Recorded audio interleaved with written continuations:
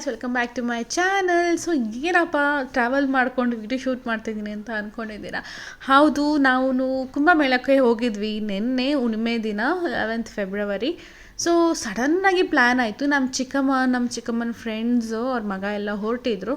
So ಹಾಗೆ ನಮ್ಮನ್ನು ಕೇಳಿದ್ರು ಹೋಗೋಣ ಬನ್ನಿ ಅಂತ.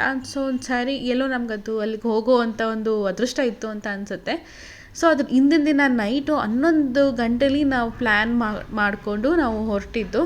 ಸೊ ಅರ್ಲಿ ಮಾರ್ನಿಂಗ್ 4 o'clockಗೆ ಎದ್ದು ಸ್ನಾನ ಎಲ್ಲ ಮಾಡಿ ಮನೇಲಿ ಪೂಜೆ ಎಲ್ಲ ಮಾಡಿ ನಾವು ಸಡನ್ನಾಗಿ ಹೊರಟ್ವಿ.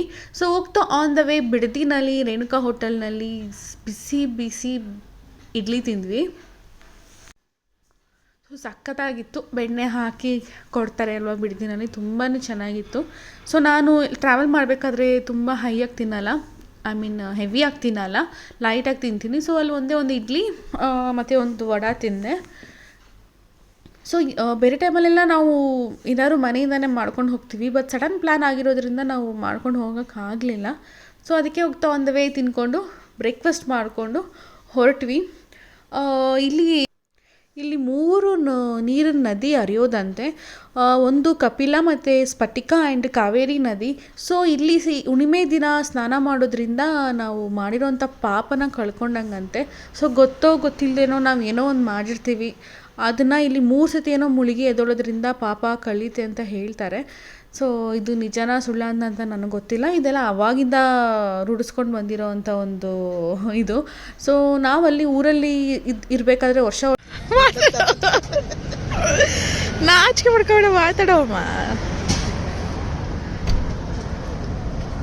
ಅಷ್ಟೇ. ಸೊ ವರ್ಷ ಕರ್ಕೊಂಡು ಹೋಗ್ತಿದ್ರಂತೆ.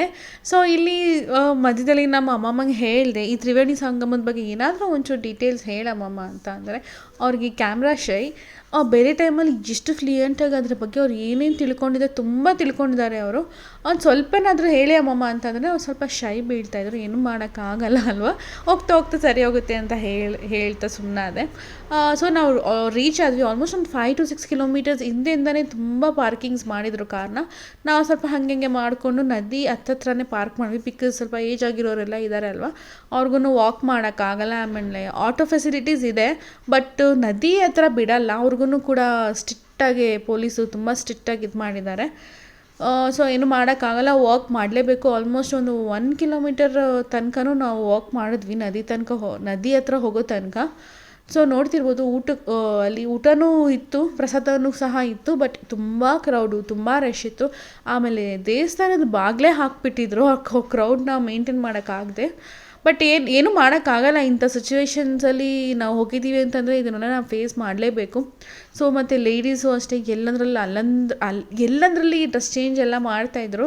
ಬಟ್ ಏನು ಮಾಡೋದು, ಆ ಡ್ರೆಸ್ಸಲ್ಲಿ ನಾವು ವೇಟ್ ಮಾಡಿಕೊಂಡು ಡ್ರೆಸ್ ಚೇಂಜ್ ಮಾಡ್ತೀವಿ ಅಂತಂದರೆ ಅವ್ರಿಗೆ ಕಾಯೋಂಥ ಪೇಷನ್ಸ್ ಇರಲಿಲ್ಲ. ಸೊ ಆ ಕಡೆ ಎಲ್ಲ ಸಿಕ್ಕಾಬಡೆ ಕ್ರೌಡ್ ಇಟ್ಟು ನಾವು ಈ ಕಡೆ ಸ್ವಲ್ಪನೇ ಹಂಗೆ ಹಿಂಗೆ ನುಗ್ಗಿ ಜಾಗ ಮಾಡ್ಕೊಂಡು ಬಂದ್ವಿ. ಇಲ್ಲಿ ಸ್ವಲ್ಪ ಫ್ರೀಯಾಗಿರೋ ಕಡೆ ಸ್ನಾನ ಮಾಡೋದು. ಬಿಕಾಸ್ ಕ್ರೌಡ್ ಆಗಿರೋ ಕಡೆ ಎಲ್ಲ ಸ್ನಾನ ಮಾಡೋಕ್ಕಾಗಲ್ಲ, ಹೆವಿ ಕ್ರೌಡ್ ಇತ್ತು. ಸೊ ನಾವು ಮಧ್ಯಾಹ್ನ ರೀಚ್ ಆಗಿದ್ದು. ಬಟ್ ಮಧ್ಯಾಹ್ನನೇ ಇಷ್ಟು ಕ್ರೌಡ್ ಇತ್ತು ಅಂತ ಈಗ ನಮ್ಮ ಅರ್ಲಿ ಮಾರ್ನಿಂಗಿನ ಬಂದಿದ್ದು ಸಿಕ್ಕಾಬಡೆ ಕ್ರೌಡ್ ಇರೋದು ಅನಿಸುತ್ತೆ. ಸೊ ಇವಾಗ ನೀರಲ್ಲಿ ಮುಳುಗೋಕೆ ಹೋಗ್ತಾ ಇದ್ದೀವಿ. 3 ಸತಿ ಏನೋ ಮುಳುಗಬೇಕಂತೆ. ಸ್ವಲ್ಪ ಕಾರ್ನರ್ಗೆ ಹೋಗಿ ಮುಳುಗ್ಬಿಟ್ಟು ಬಂದ್ವಿ. ಚೆನ್ನಾಗಿತ್ತು. ಬಿಸಿಲು ಇದ್ದಿದ್ದ ಕಾರಣ ನೀರಲ್ಲಿ ಮುಳುಗಿದ ತಕ್ಷಣ ಏನು ಚಳಿ ಅಂತೆಲ್ಲ ಏನು ಫೀಲ್ ಆಗಿಲ್ಲ. ಸಖತ್ತಾಗಿತ್ತು.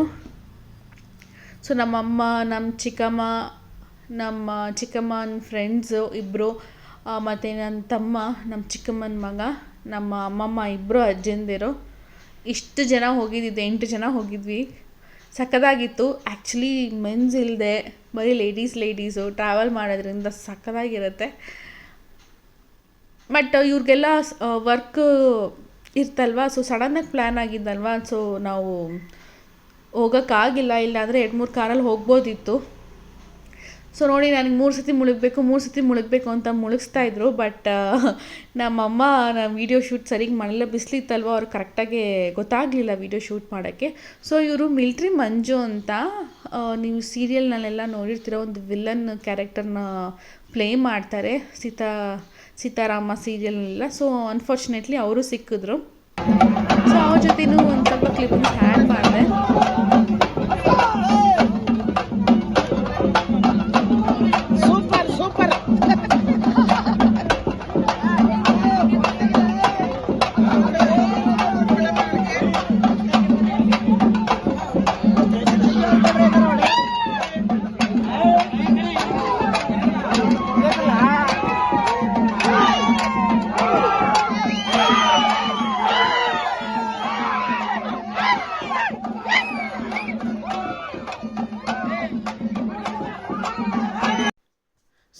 ಅಲ್ಲ ಹುಡುಗರು ಎಷ್ಟು ಚೆನ್ನಾಗಿ ಡ್ಯಾನ್ಸ್ ಮಾಡ್ತಾಯಿದ್ರು ಅಂತ ಅಂದರೆ ಇದು ಯಾವ ಡ್ಯಾನ್ಸು ಅಂತ ಕೇಳಿದ್ಕೆ ಏನೋ ಡೋಲು ಕುಣಿತ ಅಂತ ಏನೋ ಹೇಳಿದ್ರು.